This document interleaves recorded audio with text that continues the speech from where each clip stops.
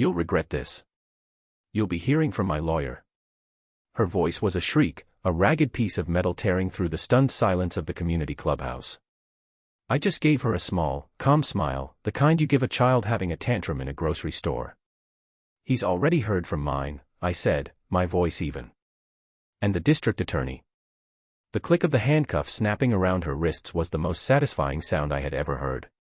It was the sound of a lock turning, a cage closing, a long, ugly chapter finally ending. It was the sound of peace. But this story doesn't start with an arrest. It starts with a house, a garden, and a profound desire to be left alone. My wife, Eleanor, had been the one with the green thumb. She could coax life from the most stubborn soil, could see a symphony of color and texture in a patch of bare dirt. Our life together had been a garden, cultivated over 40 years of marriage. When I lost her to cancer, the world turned gray. The sprawling family home we'd built, with its acres of gardens she had designed and tended, suddenly felt cavernous and empty.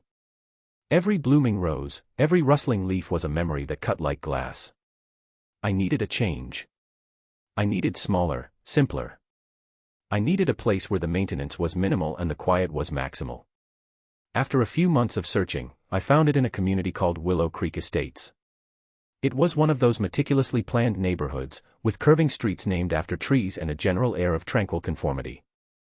The houses were nice, not too close together, and the lawns were all impossibly green. It seemed perfect. A place to heal. A place to read books and drink coffee on a small, manageable patio. I told the real estate agent and the few neighbors I met that I was retired, vaguely mentioning I was, in horticulture. It was the truth, in a way. I was the founder and CEO of Pendleton Botanical Nurseries, one of the largest suppliers of high-end plants, trees, and landscaping materials in the state. But nobody needed to know that. I wasn't looking to impress anyone. I was looking for anonymity. I was looking for a quiet port after a long and brutal storm. I had no idea I was sailing directly into a hurricane named Carol Bradshaw. I met her the day after I moved in. She appeared on my doorstep holding a large, spiral-bound welcome packet that looked heavy enough to be a legal text. She was a woman in her mid-50s, with a helmet of perfectly coiffed blonde hair, a crisp pantsuit, and a smile that didn't reach her eyes. Her eyes were like little ball bearings, constantly scanning, assessing, judging. "Arthur Pendleton?" she asked, though it wasn't really a question. "That's me," I said, offering a hand. She ignored it.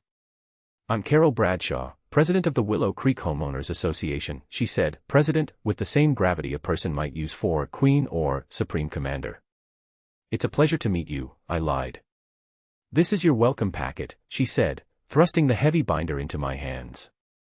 "It contains all the covenants, conditions, and restrictions for our community. I suggest you read it thoroughly. We pride ourselves on maintaining a certain standard here." Her tone implied that I, personally, was a threat to that standard. "I'll be sure to do that," I said, forcing a pleasant smile. "Thanks for stopping by." She gave my front porch a dismissive glance, her eyes lingering for a moment on a dusty pot I hadn't unpacked yet. "We have a bi-weekly inspection. Any violations will be noted and fined accordingly. Welcome to the neighborhood." With that, she turned on her heel and marched back down my driveway, her posture as rigid as a fence post. I stood there holding the binder, feeling less like I'd been welcomed and more like I'd been served a subpoena. That welcome packet was my first clue. It wasn't a guide, it was a weapon. And Carol Bradshaw looked like she knew exactly how to use it. The first few weeks were quiet enough. I settled in, unpacked my books, and started to think about the small patch of lawn in my backyard. It was a perfect rectangle of the HOA-approved Kentucky bluegrass, as boring and sterile as a patch of astroturf. Eleanor would have hated it. She always said a lawn without clover was like a sky without stars. On a whim, and as a small tribute to her, I decided to cultivate a little patch of Dutch white clover in a back corner. It was good for the soil, attracted bees, and broke up the monotonous green. It was my little act of quiet rebellion, a tiny corner of the world that would be mine and Eleanor's. I didn't think anyone would even notice. I was wrong. About a week later, I found an envelope stuck to my front door. Inside was an official-looking letter from the Willow Creek HOA. Across the top, in aggressive red letters, it said, first notice of violation. The violation, according to the letter, was unauthorized planting of non-approved ground cover and failure to maintain lawn uniformity. The fine was $50. The letter was signed, in a sharp, angry script, by Carol Bradshaw, President. I sighed. It was petty. It was ridiculous. But I figured a simple conversation would clear it up. I found her email address in the binder of doom and sent a polite message. I explained that it was just a small patch of clover, that it was environmentally beneficial, and that I would ensure it didn't spread beyond the designated corner. I was reasonable. I was friendly. I was naive. Her reply came less than 10 minutes later. It was a single sentence. The rules are the rules. The fine stands. Remove the clover within 72 hours or face further penalties. I stared at the email. It wasn't just the words, it was the sheer, unadulterated arrogance. There was no discussion, no room for compromise. Just a command. I felt a flicker of annoyance, the first stirrings of a fight I didn't want. I had come here for peace, not to wage war over a patch of weeds. I decided to ignore it. What was she going to do? Send in a tactical team to eradicate the clover? The idea was so absurd it was almost funny. I went about my business, tending to my little memorial patch and trying to forget about the HOA dragon down the street. Ignoring Carol, I soon learned, was like ignoring a hornet's nest you just kicked. A week later, a second notice appeared. This time the fine was $100, with an additional $50 penalty for failure to comply. The letter was more aggressive, citing bylaws and threatening further action. I crumpled it up and threw it in the trash. Then, the emails started. Not just to me, but to the entire community. They were masterpieces of passive aggression, sent from the official HOA account. A friendly reminder to all residents that our community's aesthetic appeal depends on everyone following the landscaping guidelines, one began. Another warned of the dangers of invasive species, and how one person's negligence can affect property values for everyone. She never used my name, but everyone knew who she was talking about. I was the clover guy. I started getting looks from the other neighbors. Some were sympathetic, giving me a small, furtive nod as they hurried past. Others were cold, glaring at my house as if I were running a meth lab in the basement. Carol was turning me into a pariah. The final straw came on a Tuesday morning. I had to go into the city for a meeting with my management team at the nursery. I was gone for most of the day. When I returned that afternoon, I pulled into my driveway and stopped dead. My backyard was a wreck. The corner where my clover patch had been was now a churned-up square of mud. Tire tracks marred the rest of the lawn. Propped up in the middle of the muddy patch was a small sign with a logo, Prestige Lawns. I felt a surge of cold fury. They had come onto my property. Without my permission. And destroyed a part of my garden. It might have just been clover to them, but to me, it was a connection to my late wife. It was a sacred space. And they had desecrated it. Stuck to my front door was another envelope. This one wasn't a violation notice. It was an invoice. From the HOA. For $575. The charge was for emergency landscaping remediation. I stood there, staring at the bill, the muddy patch in my yard, the smug little sign for Prestige Lawns. The annoyance I'd felt before had burned away, replaced by something harder and colder. This wasn't about rules anymore. This was a violation. It was a declaration of war. Carol Bradshaw had just made the biggest mistake of her life. She had picked a fight with a man who just wanted to be left alone, but she had no idea who that man was. She thought she was dealing with a retired old man. She was about to find out she was dealing with the king of all things green, and he was about to bring his entire kingdom down on her head. That evening, I didn't just feel anger. I felt a profound sense of injustice. It wasn't just about my lawn. I thought about the looks from my neighbors, the fear and conformity that hung over this supposedly idyllic community. Carol wasn't a president, she was a dictator of a petty, manicured kingdom. As I was surveying the damage in my yard, my next-door neighbor, Frank, came over. Frank was a retired police detective, a big man with a gentle demeanor and eyes that had seen it all. He leaned on the fence separating our properties. "Looks like you got the prestige treatment," he said, his voice a low rumble. You could say that, I replied, my voice tight. Happened to me last year, he said, shaking his head. Had a Japanese maple that was supposedly 2 inches too close to the sidewalk. Got a notice. Next day, I came home, and the tree was gone. Just a stump. And a bill for $500 for the removal. Did you fight it? I asked. Frank sighed. Tried. Went to the board meeting. It's her and 3 of her cronies. They just vote you down. It's cheaper and easier to just pay the fine and move on. She counts on that. We stood in silence for a moment, looking at the muddy wound in my lawn. Then, from a few houses down, we heard a sharp, female voice. It was Carol. She was standing on the sidewalk, hands on her hips, talking to Mrs. Gable, a sweet widow in her 80s. Margaret, we've discussed this, Carol's voice carried across the quiet street. The bylaws are perfectly clear. No bird feeders are visible from the road. But the birds love it so, Mrs. Gable replied, her voice frail. They're my only company some days. It attracts rodents and lowers property values, Carol snapped, her voice devoid of any compassion. Take it down, or the next notice will be a $200 fine. Is that clear? I saw Mrs. Gable flinch. I saw her shoulders slump in defeat. She just nodded, turned, and shuffled back into her house. That was it. That was the moment. The mud in my yard was an insult. The bill was theft. But seeing her bully that sweet old woman, seeing the casual cruelty of it, that lit a fire in me. This wasn't just my fight anymore. The peace I had sought here was a sham. It was the peace of a prison yard, maintained by a tyrannical warden. I turned to Frank. She's not going to get away with this. He looked at me, really looked at me, and saw the shift in my eyes. What are you going to do? I'm a patient man, Frank, I said, a cold calm settling over me. And I'm very, very good at growing things. But I'm even better at uprooting weeds. That night, I didn't sleep. I sat at my kitchen table with a laptop and a legal pad. The time for polite emails was over. It was time for strategy. It was time for investigation. First, I looked up the HOA's publicly available documents, the charter, the bylaws, the meeting minutes, and most importantly, the annual budget. I scrolled through pages of legalese until I found the section on landscaping. My eyes widened. The annual budget for community beautification and maintenance, which was almost entirely handled by Prestige Lawns, was over $200,000.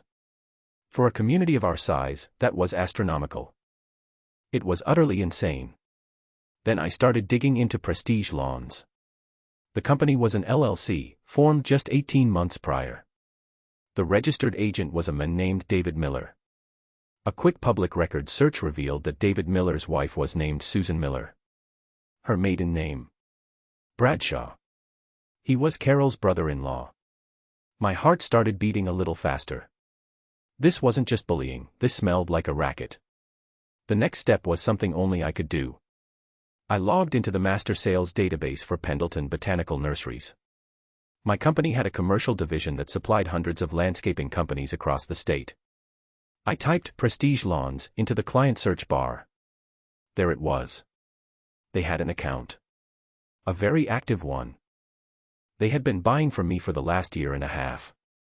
I started pulling up the invoices. I knew my products. I knew my prices.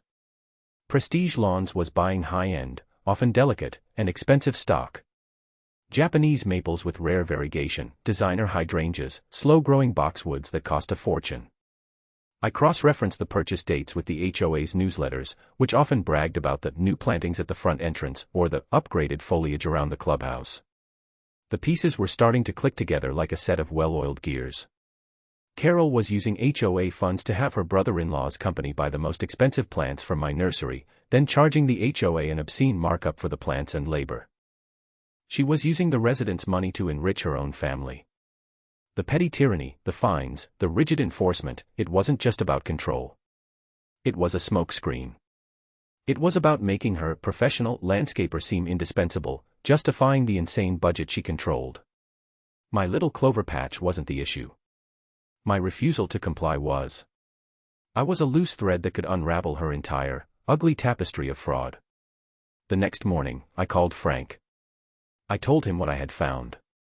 There was a long silence on the other end of the line. I knew she was a crook, he finally said, his voice grim. I just didn't know how she was doing it. This is big, Art. This is felony territory. I know, I said. But suspicion isn't proof. I have the invoices from my end, but I don't have the invoices from Prestige to the HOA. I need to get her to overplay her hand. I need to bait the trap. What do you have in mind? He asked. I'm going to do some landscaping, I said, a smile creeping into my voice. And I'm going to make sure she sees it. I called it Operation Full Bloom. It was a plan born of cold anger and a lifetime of horticultural knowledge. The goal wasn't just to expose her, it was to use her own arrogance and ignorance against her, to craft a situation so poetically just that Eleanor would have laughed. Phase 1 was setting the stage. I went to a specialty electronics store and bought 3 state-of-the-art security cameras. They were small, weatherproof, and had high-fidelity audio recording. That evening, Frank, with his old detective's eye for surveillance, helped me install them. One was tucked into the eaves above my front door, giving a perfect view of the porch and driveway. Another was disguised as a birdhouse, aimed at my side yard. The third, the most important one, was hidden in a thick shrub, pointing directly at the front of my house and the lawn. We tested them. The video was crystal clear, and the audio could pick up a conversation on the sidewalk. My property was now a stage, and the cameras were rolling. Phase 2 was the bait. The next day, I drove one of my company's unmarked vans to the nursery. I spent hours personally selecting the plants. This was the genius of the plan, if I did say so myself. The Willow Creek HOA, in its infinite wisdom, had an approved plant list. It was a list of bland, common, contractor-grade plants. For example, it listed Buxus sempervirens, the common English boxwood. I didn't pick the common boxwood. I selected Buxus microphylla, Golden Triumph, a stunning, slow-growing cultivar with beautiful gold-edged leaves. To a layperson, it was a boxwood. To a botanist, it was a work of art. And crucially, its specific cultivar name was not on the approved list. I did this for every plant. Instead of the approved Hydrangea macrophylla, I chose a rare, reblooming variety called Endless Summer Blushing Bride. Instead of the basic Stella de Oro daylily, I chose a magnificent, ruffled tetraploid hybrid called Primal Scream. My new garden would be a masterpiece of horticultural excellence, filled with plants that were objectively superior to their common cousins on the HOA's list, but technically, by the letter of Carroll's law, they were violations. I spent the next 2 days working in my yard. I ripped out the boring, HOA-approved shrubs the builder had installed. I amended the soil. I carefully planted my new acquisitions, creating a landscape design that was elegant, sophisticated, and utterly, beautifully non-compliant. I even resodded the muddy patch where my clover had been, but I used a shade-tolerant fescue blend, not the bluegrass mandated by the rules. It was a declaration of war written in flowers and leaves. I didn't have to wait long. The very next morning, as I was enjoying my coffee on the patio, I saw her. Carol was doing her morning patrol, walking the neighborhood with a clipboard and a self-important stride. She stopped dead in her tracks in front of my house. I watched on the live feed from my tablet. Her mouth fell open. She stared at my new landscaping, her face a mixture of shock and incandescent rage. She started taking pictures with her phone. She paced back and forth on the sidewalk, muttering to herself. It was even better than I had hoped. I had bypassed her authority, ignored her rules, and created something beautiful in defiance of her ugly little world. She couldn't stand it. An hour later, the official email arrived. It was a masterpiece of barely controlled fury. Immediate and final notice of violation, the subject line screamed in all caps. The body of the email accused me of flagrant and widespread violations of landscaping covenants, and listed a litany of charges, from unauthorized plant installation to failure to adhere to approved turf specifications. The fine was a staggering $2,000. And she demanded that I rip out every single new plant and restore the yard to its original, approved state, within 48 hours. If I failed to comply, she wrote, the HOA would hire Prestige Lawns to do the work at my expense, and a lien would be placed on my property. This was the moment. I typed my reply. Dear Ms. Bradshaw, I wrote. I believe there has been a misunderstanding regarding my recent landscaping improvements.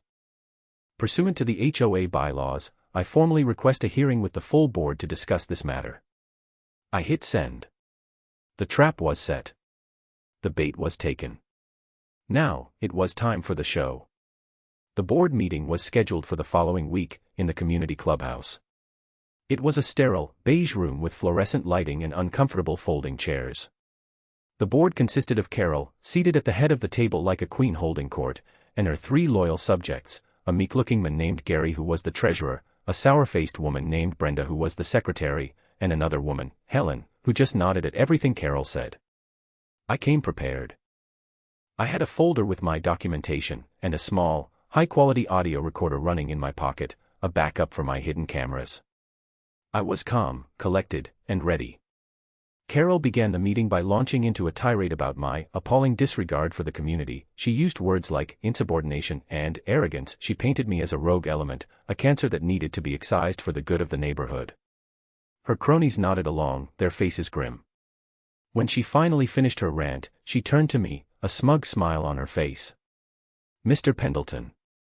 Do you have anything to say for yourself before the board votes on the mandated remediation? I do, thank you, Madam President, I said, my voice quiet and steady. I stood up and addressed the board. I have received your notice of violation, which states that my new plants are not on the HOA's approved list. Is that correct? It is absolutely correct, Carol snapped. Every single plant you installed is a violation. I see, I said.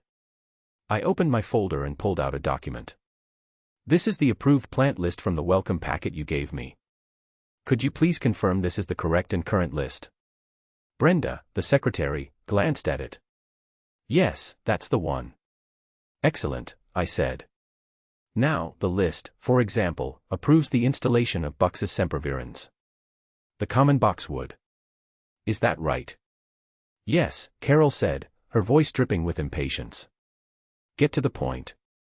My point is that the plants I installed are, in fact, boxwoods, I said calmly. They are a specific cultivar, Buxus microphylla, Golden Triumph, which is a member of the same genus.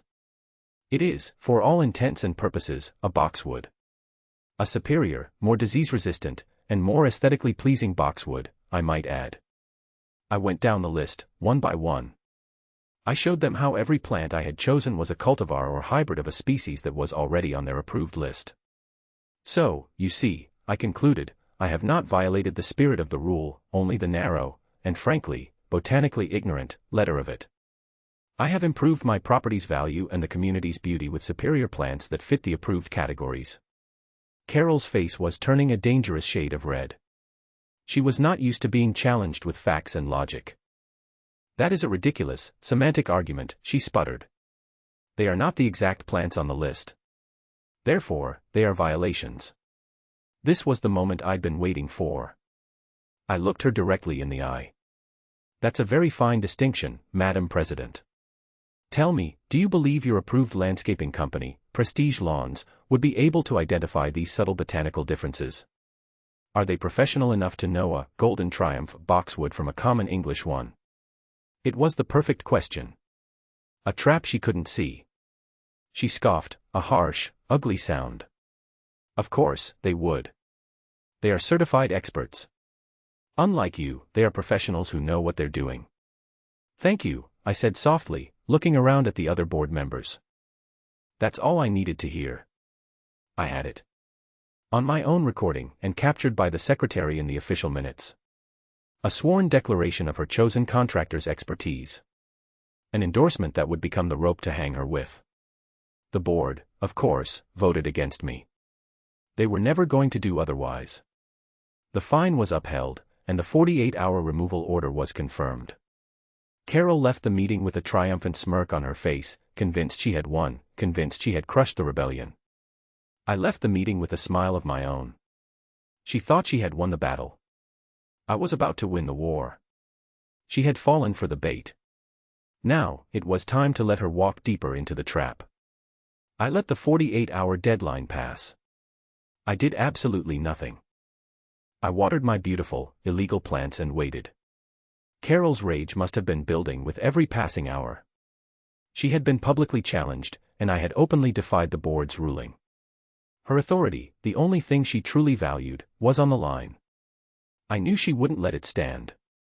I was counting on it. The retaliation was swift and vicious. She was no longer content with fines and angry emails. She decided to go for the jugular. The first attack was a call to animal control. I got a visit from a weary-looking officer who said he'd received an anonymous complaint about a vicious dog, constantly barking, at my address. I politely explained to him that I did not own a dog, or any pets for that matter. He sighed, checked a box on his form, and left, but the message was clear: Carol was willing to lie to official agencies to harass me. Next, a tow truck showed up in my driveway. The driver had an order from the HOA to tow my car for violating a rule about visible fluid leaks. My car, a meticulously maintained 2-year-old sedan, had never leaked a drop of anything in its life. I showed the driver the pristine concrete under the engine. He grumbled, called his dispatcher, and left without the car. Another failed attack, but it was escalating.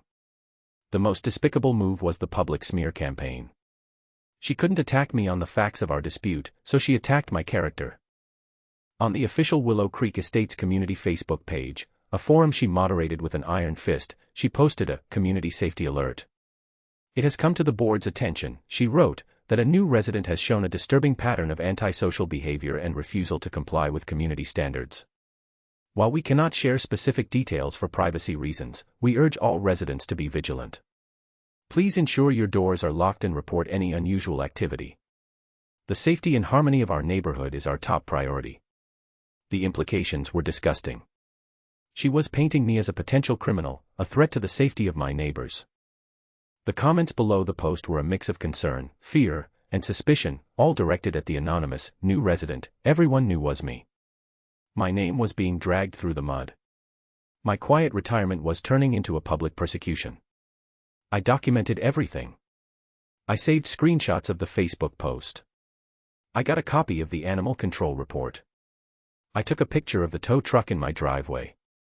The file of evidence on my computer was growing thicker by the day. Her desperation was making her sloppy. But I still needed the final piece. I had proof of her cronyism, but I didn't have irrefutable proof of the financial fraud. I needed the link between the two sets of invoices. I needed a confession, or a whistleblower. As it turned out, I was about to get one. One evening, about a week after the board meeting, my doorbell rang. It was late, after 9 o'clock. I opened the door to find a young man standing on my porch, probably in his early 20s. He was fidgeting nervously, his eyes darting around as if he expected someone to jump out of the bushes. "Mr. Pendleton," he asked, his voice barely a whisper. "Yes. Can I help you?" "My name is Kevin," he said, swallowing hard. I work for Prestige Lawns. Can I talk to you for a minute? It's important." I ushered him inside. He sat on the edge of my couch, looking terrified. "I shouldn't be here," he said. "If they find out, I'm fired. Or worse." "Who is they?" I asked gently. "My boss, Dave Miller. And my aunt, Carol Bradshaw." I kept my face neutral, but inside, my heart was pounding. This was it. "I've been working for Dave for a year," Kevin began, his words tumbling out in a rush. "I handle a lot of the billing and ordering. I'm the one who places the orders with your company, with Pendleton Nurseries. I see the invoices you send us." He paused, taking a deep breath. "And I'm the one who has to create the new invoices for the HOA. The ones my aunt tells me to make." "What do you mean, the ones she tells you to make?" I prompted. He reached into his jacket and pulled out a USB flash drive. "It's all on here," he said, his hand trembling as he held it out to me. "It's a scam. A huge one. We buy a tree from you for, say, $300. My aunt will call my boss and tell him to bill the HOA for $900. We buy flats of flowers for $200, and we bill the HOA for $600. It's like that for everything. The markup is usually 2 or 3 times what we actually pay you. Why are you telling me this?" I asked, my eyes fixed on the small piece of plastic in his hand. His face flushed with a mixture of shame and anger. Because it's wrong. And because of what she's doing to you. And to Mrs. Gable. I saw her make that poor old lady cry over a bird feeder. My aunt. She's a monster. She treats everyone like dirt, including me and my own mother. My mom is her sister, and they haven't spoken in years because of how she is. I'm just done. I can't be a part of it anymore. He pushed the flash drive into my hand. It's all there. Scans of the real invoices from your company. The fraudulent invoices we sent to the HOA. And text messages. Between my aunt and my boss, talking about the markups. Telling him which projects to inflate the costs on. It's everything. I took the flash drive. It felt heavy, like it contained the weight of justice itself. You're a brave young man, Kevin, I said. You're doing the right thing. Just nail her, he said, his eyes pleading. Please. Just make it stop. After he left, I plugged the drive into my computer. It was all there, exactly as he described. A meticulous, damning record of systematic fraud. The text messages were particularly incriminating, with Carol explicitly instructing her brother-in-law to add an extra grand for labor on the clubhouse planting and to make sure the invoice for the entrance is at least 5 figures. It was a prosecutor's dream. I now had irrefutable proof of multiple felonies, wire fraud, embezzlement, conspiracy. This was far beyond the scope of a simple HOA dispute. This was a criminal enterprise. The next morning, I didn't call a lawyer. I called Frank. I told him I had the smoking gun. He advised me not to go to the local police, where Carol might have friends or influence. He told me to go straight to the district attorney's office, and he knew exactly who to call. He made an appointment for me with a lead detective in the economic crimes unit, a man he had mentored years ago. 2 days later, I sat in a sterile government office, across a metal desk from Detective Miller, no relation, thankfully, and a sharp young assistant district attorney. I didn't give them a rambling story. I presented them with a case. I had prepared a binder, neatly organized with tabs. Tab 1 contained a summary of events. Tab 2 had copies of every violation notice and invoice I had received. Tab 3 had the HOA budget, with the landscaping line item highlighted. Tab 4 contained the corporate records for Prestige Lawns, showing the family connection. Tab 5 held the screenshots from the Facebook smear campaign. Tab 6 had the audio file from the board meeting where Carol vouched for Prestige's expertise. And finally, the last tab. I handed the detective the USB drive. This, I said, is the direct evidence of fraud. It was provided by a whistleblower from within the company. The ADA plugged the drive into her laptop. As she and the detective scrolled through the files, their expressions went from professional interest to genuine shock. They looked at the side-by-side invoices, the massive discrepancies, the brazen text messages. The detective let out a low whistle. Well, Mr. Pendleton, he said, leaning back in his chair. You've done most of our work for us. This is one of the cleanest cases of white-collar crime I've ever seen. The ADA nodded, a grim smile on her face. This isn't just a civil matter. This is grand larceny. We'll be opening a formal investigation immediately. We'd appreciate your full cooperation. You have it, I said. I want to see this through to the end. Oh, you will, she said. Now, let's talk about the best way to make the arrest. We want to do this publicly. We want to send a message. A slow smile spread across my face. I think I have an idea for the perfect venue. The annual general meeting of the Willow Creek Estates HOA was Carol's favorite day of the year. It was her coronation, the one day she could stand in front of the entire community and lord her power over them. She would present her bloated budget, talk about her accomplishments, and intimidate the residents into re-electing her and her slate of cronies to the board. This year, it was going to be different. This year, it would be her execution. Working with the DA's office, we planned it perfectly. The annual meeting was the ideal stage for the final act of this drama. I used the bylaws, her own weapon, to get myself added to the agenda under new business. I was allotted 5 minutes. I would only need 3.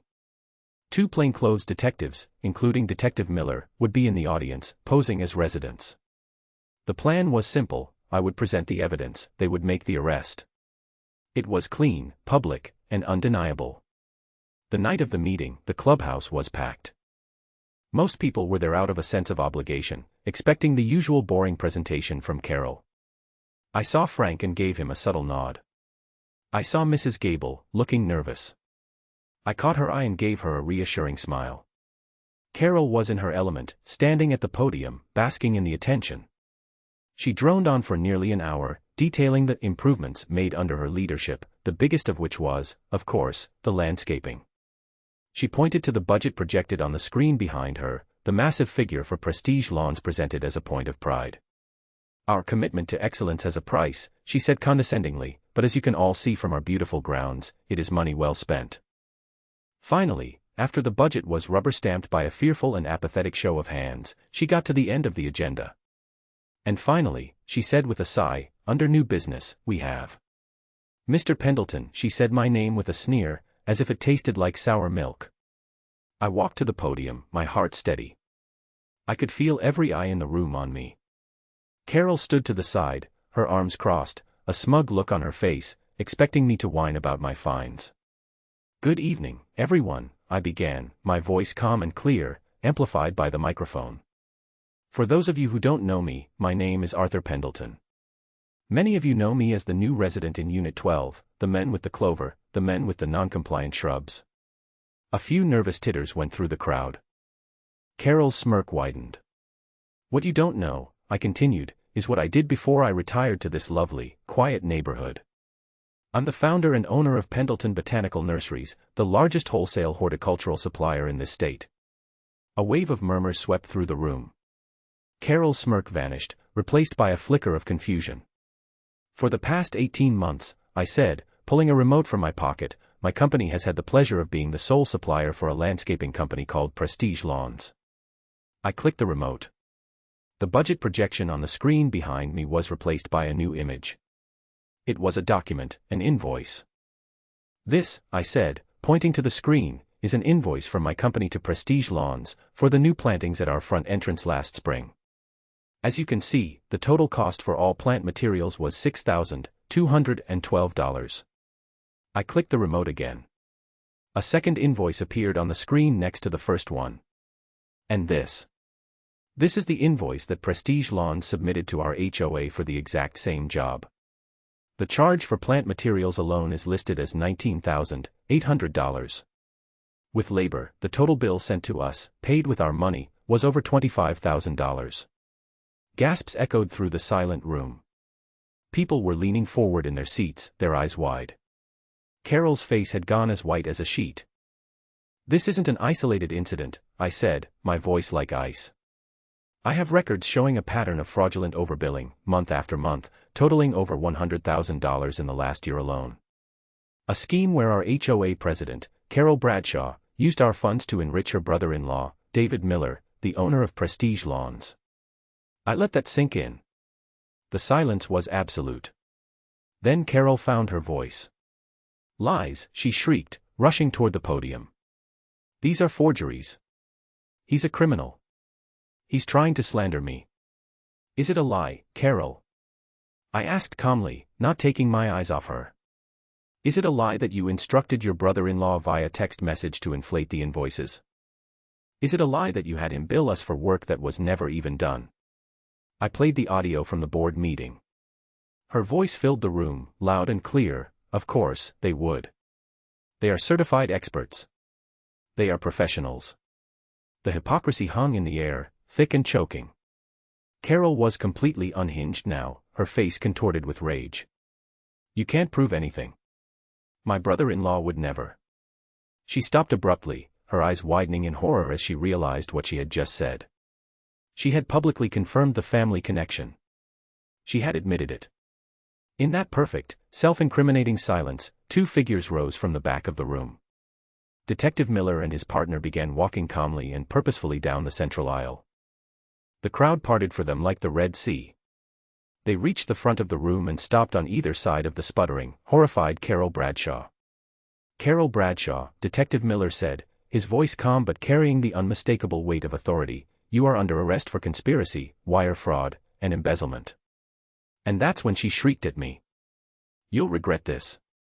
You'll be hearing from my lawyer." That's when I gave her my calm little smile. "He's already heard from mine. And the district attorney."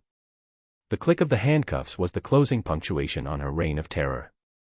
As the detectives led her away, past the stunned faces of her neighbors, her final, impotent threat echoed in the silent room. She was no longer a queen in her clubhouse castle. She was just a common criminal, exposed and defeated. The aftermath was like the sun breaking through after a long storm. The community was in shock, but it was quickly replaced by a profound sense of relief and liberation. Carol's cronies on the board resigned in disgrace within 24 hours.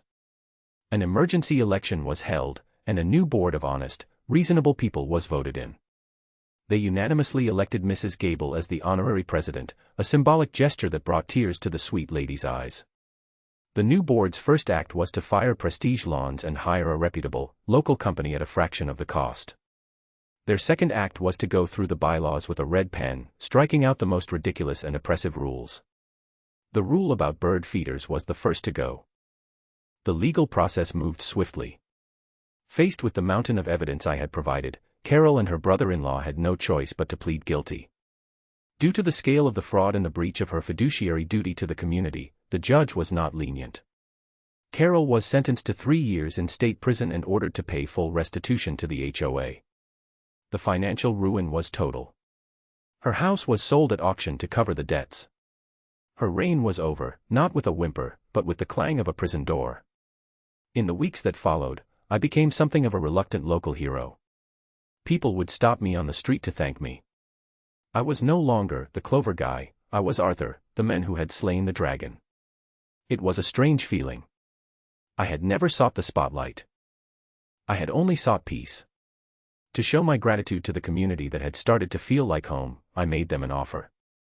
My company, Pendleton Nurseries, would redesign and replant all the common areas of Willow Creek Estates, completely free of charge.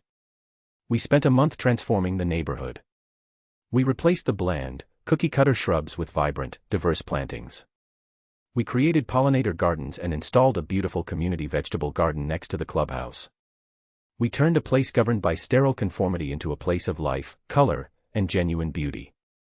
The kind of place Eleanor would have loved. I finally found the peace I had been looking for when I moved here. It wasn't a passive peace, handed to me on a platter. It was a peace I had to fight for, a peace I had to build from the ruins of a petty tyranny. Now, I often sit on my front porch in the evenings, a cup of tea in my hand. I look at my own small garden, a riot of beautiful, technically non-compliant flowers. I listen to the cheerful sound of birds at Mrs. Gable's feeder next door. The air in Willow Creek Estates feels lighter now. The neighbors smile and wave. They stop to chat. The fear is gone, replaced by a sense of shared ownership and pride. I learned a valuable lesson. Sometimes, the only way to deal with a bully is to become a strategist. Sometimes, you have to be willing to disturb the peace in order to find a lasting one. And sometimes, the most satisfying thing in the world is watching a carefully tended garden of justice finally come into full, glorious bloom.